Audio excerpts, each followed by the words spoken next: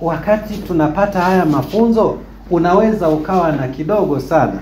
Yaani ni kama siji kimtaji, si ndio unaweza ukawa na kidogo sana, kimtaji kidogo, lakini hicho ukikichukua hicho kimtaji kidogo, ukakifanyia kazi, kitafanyaje? Kitaongezeka. Uweze kusema mimi kimtaji tu kidogo, ningetakiwa kuwa na mamilioni ya hela, lakini sasa nina kimtaji hicho kidogo.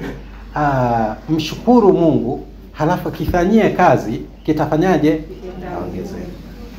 Ndio system ya maisha. Maisha ukienda kwa mkulima, kwani si anachukua mbegu moja anapanda? Akipanda hiyo mbegu moja, baadaye unakuta inachomoza, halafu inazaa watoto 10, 100 na kadhalika. Akipanda vingi, kwa maana hapo kimoja na pale kimoja na pale kimoja, halafu unakuta anavuna mavuno mengi. Yaani mbegu unapanda moja, halafu inazaa matunda mengi. Na ndio kawaida.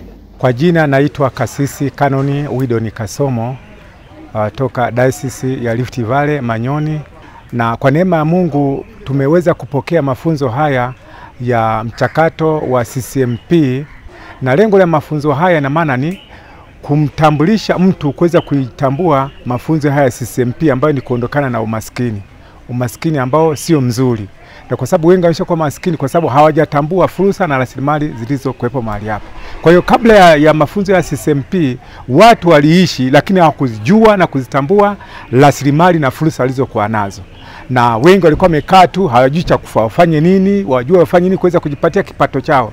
Mara nyingi sana wengi walipenda fanyaje? Walipenda kupewa misaada, kutegemewa, na sasa msaada unapoisha unaona hakuna kinachoendelea.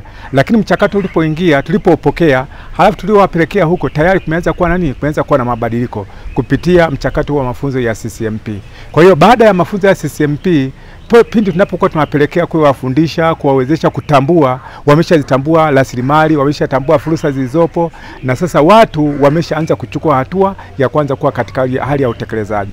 Kwa sababu wameshazitambua zile rasilimali 7 ambazo zimepangwa. Ndani ya hizo tu moja hapo, baadhi ya rasilimali zile 7, kuna rasilimali ardhi, kuna rasilimali watu, kuna rasilimali muda, na kuna rasilimali maliasili na vitu mbalimbali. Kwa hiyo baada walipotambua hivyo vitu, watu wameshaanza kuchukua hatua sasa ya kuweza kuondokana na maskini kwa kuweza kuzitumia zile rasilimali walizo nazo. Ninaitwa Molen Jonas Mchiwa, ninatoka Dinari ya Itigi na Parish ya Itigi. Katika haya mafunzo ya CCMP, kwa sababu kabla ya mafunzo mimi nilikuwa naishi tu kama watu wengine, kwa sababu nilikuwa sizitambui fursa na namna ya kuzitumia. Lakini baada ya mafunzo tu ya awamu ya kwanza, nilipofundishwa namna ya kutambua rasilimali na namna ya kuzitumia, nilianza kuangalia rasilimali nilizokuwa nazo. Mfano, sisi katika halmashauri yetu ya Itigi tunalima zao la dengu. Kwa hiyo kupitia zile dengu nikaanza kufanya biashara ya tambi za dengu, lakini pia nikaanza kutengeneza ubuyu. Kupitia hivyo vitu ambavyo nilikuwa nafanya, vimeinua uchumi wangu au vimerekebisha mfumo mzima wa maisha yangu. Naitwa Kasisi Yona Ezekia Mdamu. Mafunzo haya tangu mwaka yalipoingia hapa 2024 yamenisaidia mimi pamoja na kanisa kwa ujumla. Mimi mwenyewe nimeanzisha miradi ya nguruwe baada ya kutambua na kupokea elimu hii. Sasa nimefanikiwa kuwa na mazizi mengi ya nguruwe na nimefanikiwa kununua kiwanja cha kujenga nyumba. Kwa jina langu mimi naitwa Jeni Nganila, ni mwenyekiti wa Dinari ya Kanisa Kuu. Mafunzo ya CCMP yametusaidia, tulikuwa tuna vikundi. Dinari ya Kanisa Kuu tunamiliki, cha kwanza kabisa viti, pili pikipiki hizo ambazo tulikuwa tunawapa kwa mkataba, wametuimarisha, tumefika mbali. Nyumba tumenunua ni kwa sababu ya kupata mpangaji, alafu kiwanja tulichonacho ni kikubwa, ni kwa ajili ya kujenga viframe ili tuwe na muendelezo mkubwa zaidi. Mafunzo haya ya CCMP kipekee kama washiriki au washirika wa CCMP tunaona namna gani uchumi wetu ulivyokuwa mwanzo na sasa ambavyo tunathubutu sasa kuona tufanye nini ili tuondokane na hii hali ya umaskini kibinafsi kwa mtu mmoja mmoja.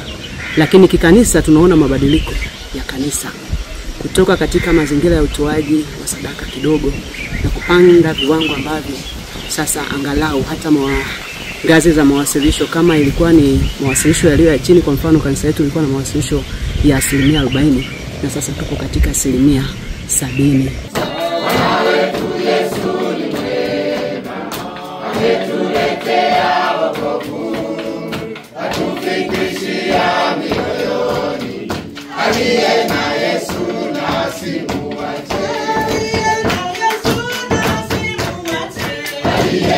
Yesu